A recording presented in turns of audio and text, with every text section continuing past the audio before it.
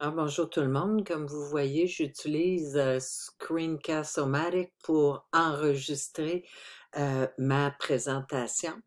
Nous nous sommes vus il y a quelques jours à peine à Regina lors du dernier congrès du réseau des collèges et cégeps francophones du Canada. Pour moi, ce fut un plaisir et un honneur de pouvoir vous montrer les choses que l'on fait au collège La Cité. Alors, sans plus tarder, je vais vous montrer ce qu'on fait avec mes fameux codes barres. Alors là, actuellement, j'utilise Padlet pour pouvoir pour pouvoir vous présenter cette technologie. Je l'utilise de manière fréquente en tout moment avec les étudiants au collège parce que pour moi, c'est un outil qui est très organisé et qui nous permet de faire plein de choses. Alors, sans plus tarder, vous voyez ici mon premier code barre. Alors, l'histoire de mes fameux codes barres, c'est que dans certaines classes auxquelles je suis assignée, j'ai souvent près de entre 75 et 100 étudiants pour ce cours et à un moment donné, il était important de prendre les présences et écoutez, c'était absolument infernal parce que lorsque nous prenions les présences, euh, j'arrivais pas à prononcer les noms des participants. Alors, c'était pour moi très, très difficile. Alors là, vous allez voir, ici, normalement, ça a dû vous amener à cette fenêtre-ci. Et normalement, ce que vous avez vu sur vos téléphones cellulaires ou vos tablettes, c'est ce message-là dans lequel vous inscriviez votre réponse. Alors moi ici, vous avez vu tantôt ici, j'ai 14 personnes qui m'ont répondu et si je veux, moi, aller voir qui a écrit les gens, comme vous voyez, là, moi, je viens de rajouter conférence invitée. D'accord? Alors, tout ce que vous avez à faire ensuite, c'est d'imprimer toutes les réponses. Vous avez votre liste des présences. Ceci, je l'ai fait avec le Google Form, où est-ce qu'on a seulement qu'inscrit une réponse courte.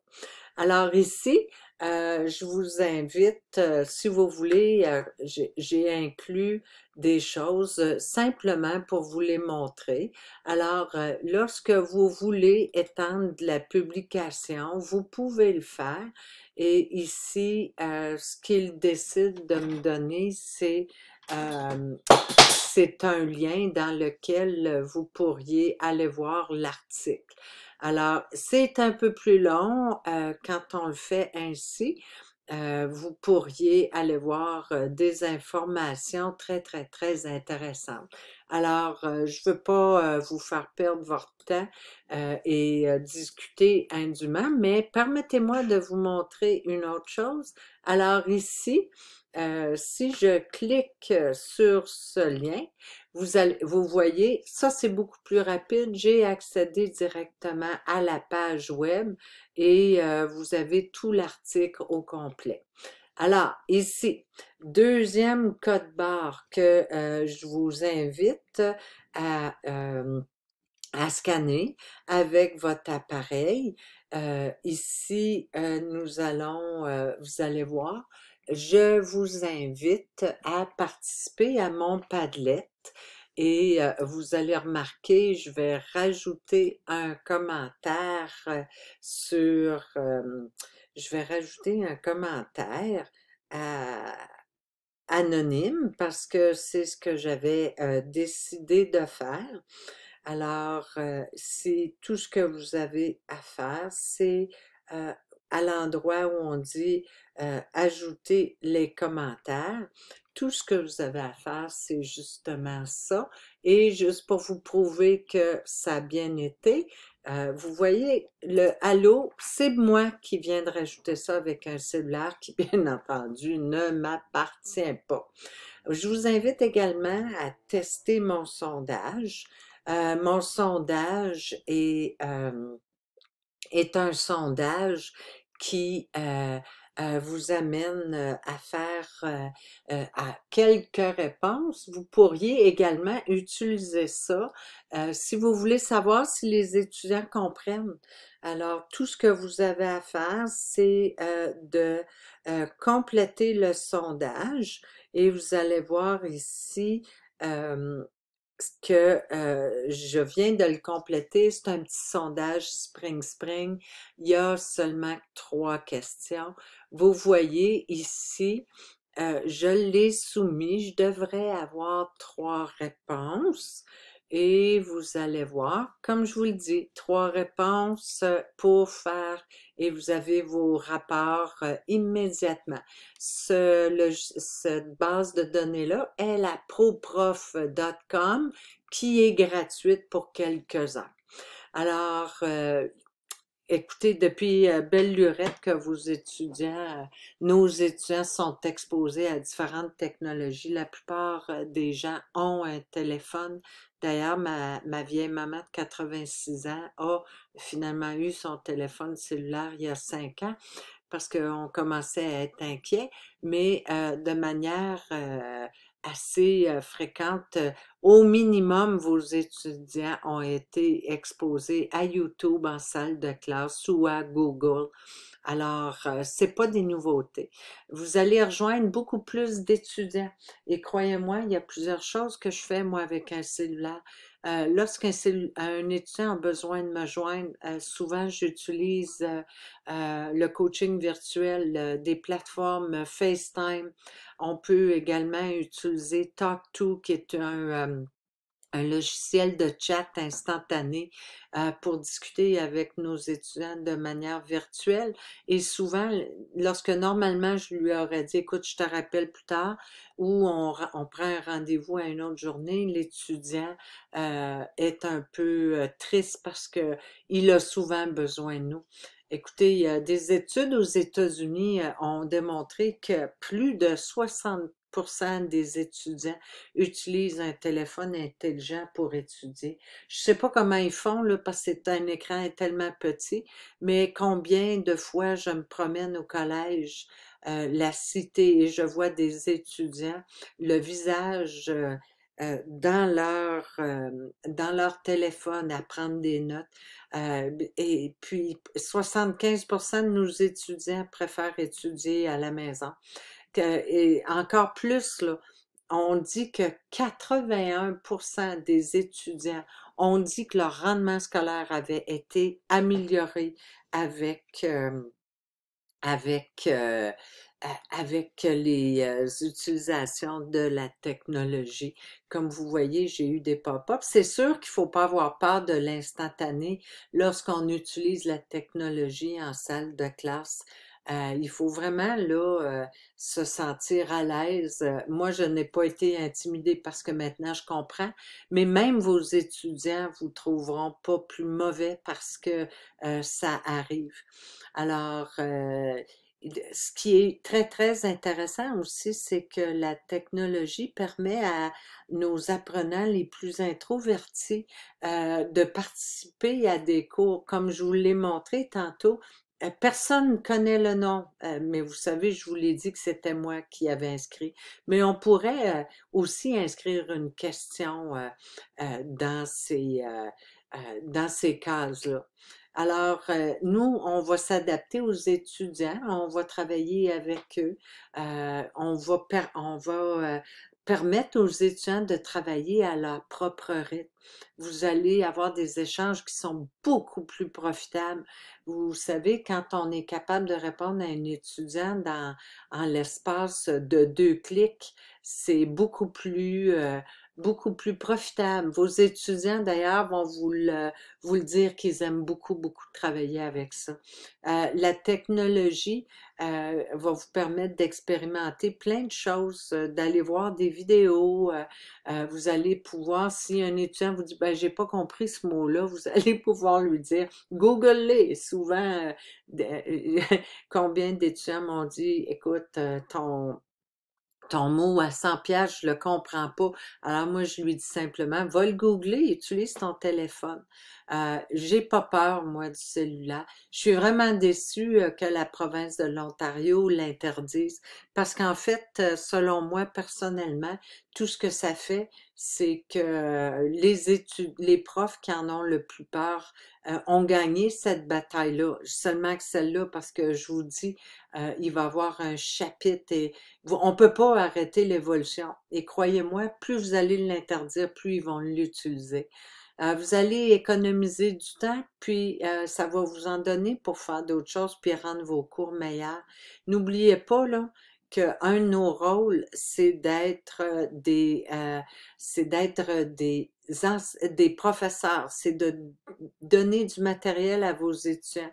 Et un de nos rôles, regardez, faites de vos étudiants de meilleurs citoyens numériques. Il existe plein de choses. La textiquette est une chose très, très importante à leur enseigner. Plusieurs d'entre eux ont une mauvaise habitude, celle qu'on appelle gamer.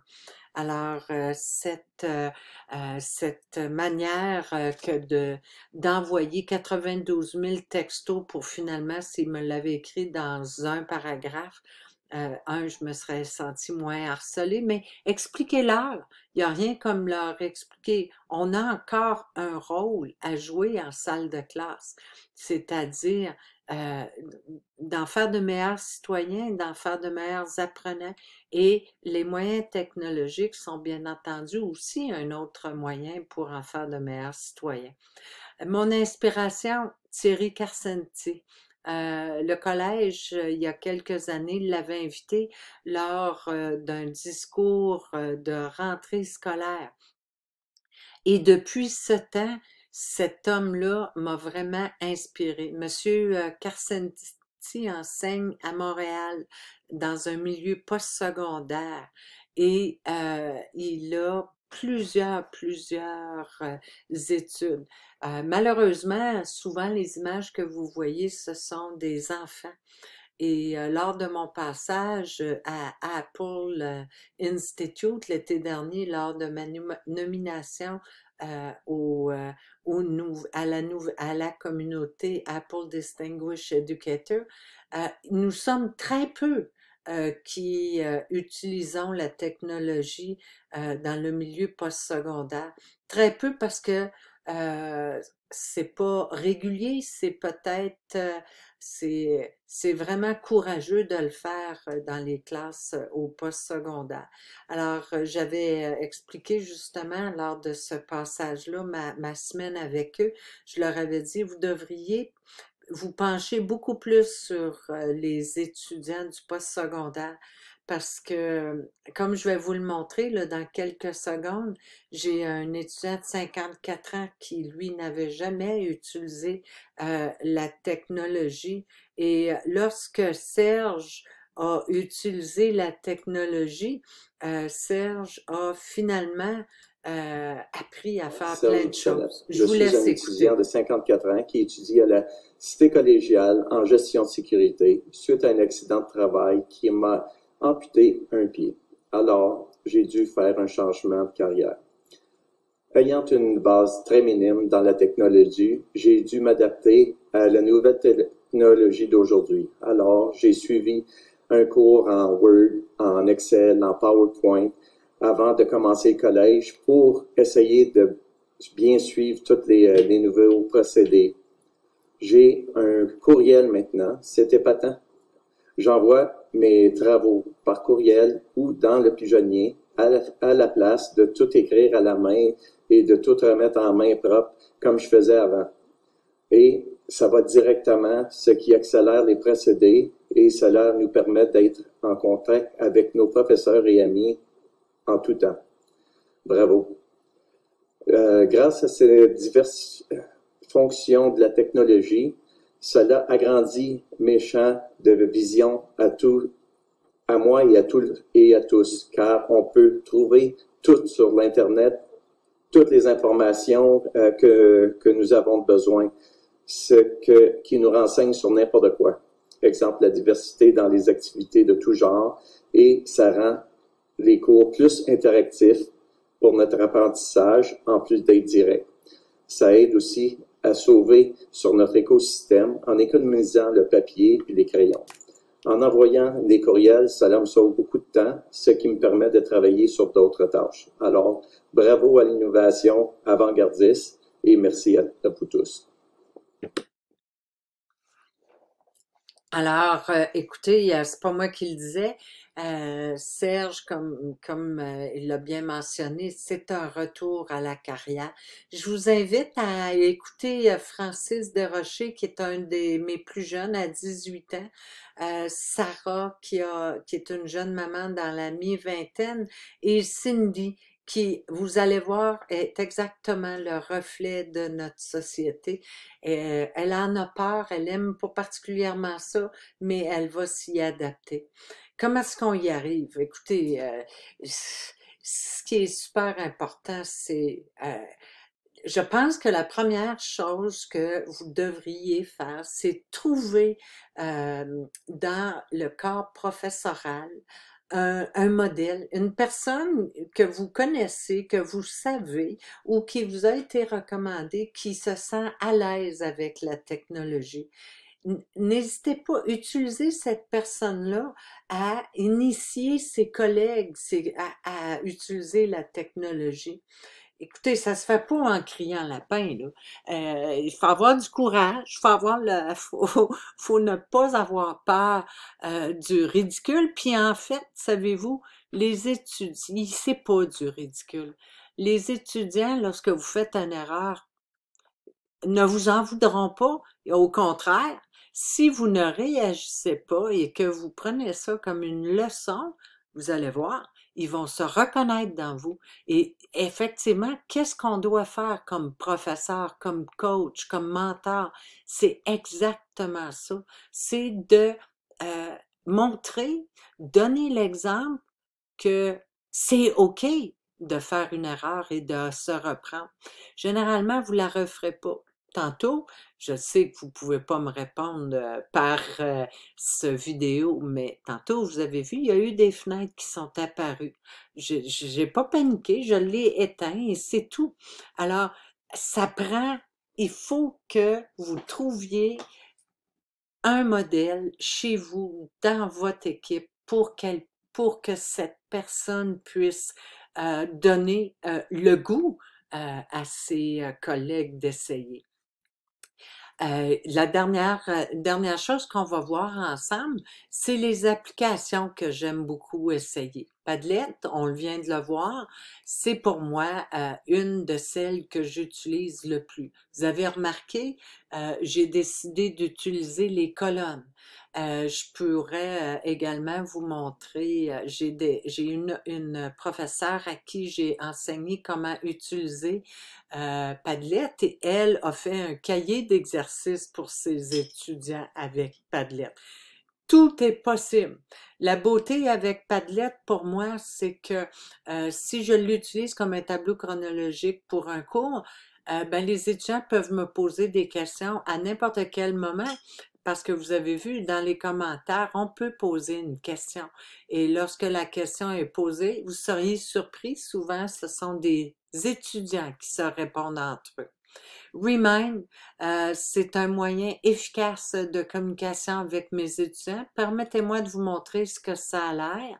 Alors, je vais me loguer in et vous allez remarquer, toutes mes classes sont représentées ici et quand elles ont terminé, je les verse dans Diplômé.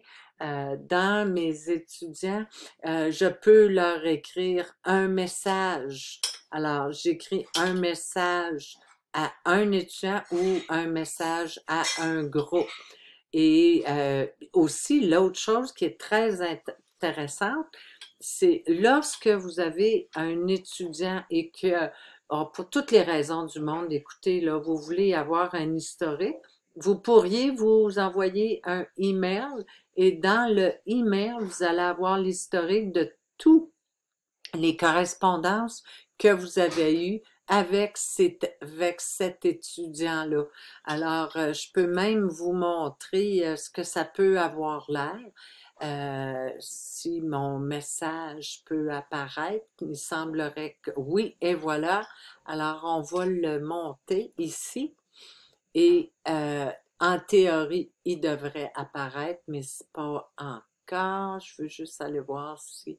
euh, des fois, ça peut prendre plus de temps, mais si vous avez un message de reçu, le message va être envoyé. D'accord? Pour toutes les raisons, là, c'est utile. Ensuite, on retourne ici à mon fameux Padlet, Kahoot. Plusieurs d'entre vous le connaissez. Vous pouvez concevoir des questionnaires qui sont drôles.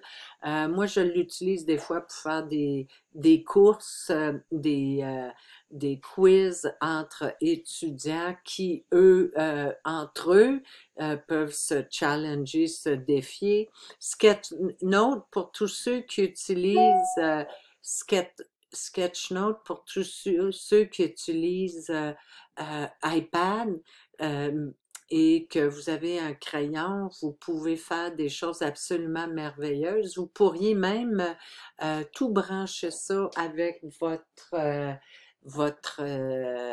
écran et en stream, vous allez pouvoir faire la démonstration en gros avec vos étudiants en salle de classe. TED, c'est un site gratuit.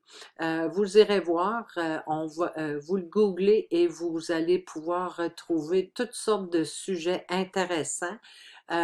Puis ça pourrait faire l'objet de travaux. Flipgrid, une autre application qui est utilisée, je l'ai utilisée d'ailleurs l'année dernière pour la première fois. Je commençais à être tannée d'utiliser les journaux de bord papier. Dans un souci de protection de l'environnement ou plutôt un souci où j'en ai assez de corriger des journaux, un journal de bord qu'un étudiant n'a pas envie d'écrire, j'ai décidé d'utiliser Flipgrid et ça fut un succès monstre. Non seulement à chaque soir, l'étudiant se prend un selfie, doit vous démontrer ses compétences de synthèse parce qu'il doit, en 2 minutes, vous faire un résumé de ses apprentissages les plus lucratifs de la journée. Et ce mini vidéo-là est disponible pour tous les autres étudiants de sa classe. Donc, c'est quelque chose que les jeunes ont beaucoup apprécié l'an dernier. Je pourrais, à ceux que ça intéresse, vous montrer comment ça fonctionne. Emails, c'est une plateforme web sur laquelle vous pourriez jazzer vos PowerPoint. Je vous invite à aller l'explorer, c'est vraiment chouette. Ça fait des choses absolument incroyables. Nearpod, c'est une application web, une plateforme web qui ne fait aucune distinction entre des applications qui sont iOS ou Android ou Windows. Donc, l'étudiant pourra utiliser n'importe quel outil pour pouvoir jouer avec Nearpod. C'est un outil pas pour gérer vos classes, mais c'est un outil de création de cours. Classroom, je ne l'utilise pas beaucoup. Par contre, je sais qu'elle existe. Elle ressemble étrangement à Nearpod. D'ailleurs, Nearpod peut télécharger toutes les choses de Classroom. Alors, c'est quelque chose qui est compatible avec Nearpod et vous pouvez, c'est pour faire du contenu de cours. Une dernière application que j'ai utilisée et que j'aime bien quand on veut faire des choses un petit peu plus flyées, des petites animations en dessins animés, vous pourriez essayer Animaker. Pas évident à utiliser, ça prend du temps pour l'apprendre et j'ai aussi utilisé la licence payante à 20 $ par mois que vous pouvez arrêter, soit dit en passant, n'importe quand. Elle est vraiment le fun, mais si vous êtes capable, si vous voulez l'utiliser quelques mois, super, ça vaut la peine. Ah, bien entendu, c'est déductible d'impôt. Comme vous voyez, je suis full code barre. Si vous prenez ce code barre-là, vous le déchiffrez, il va vous emmener à mes coordonnées au collège. N'hésitez pas, mesdames et messieurs, il me fera plaisir. Pour moi, la technologie, c'est vraiment du bonbon. Vous allez voir, vous avez peut-être même remarqué, quand j'en parle, j'arrête plus. Alors écoutez, je vous souhaite tous une bonne animation. Je vous recommande d'aller essayer et si vous voulez en discuter, communiquer avec moi. Je me ferai un plaisir de vous aider. À bientôt.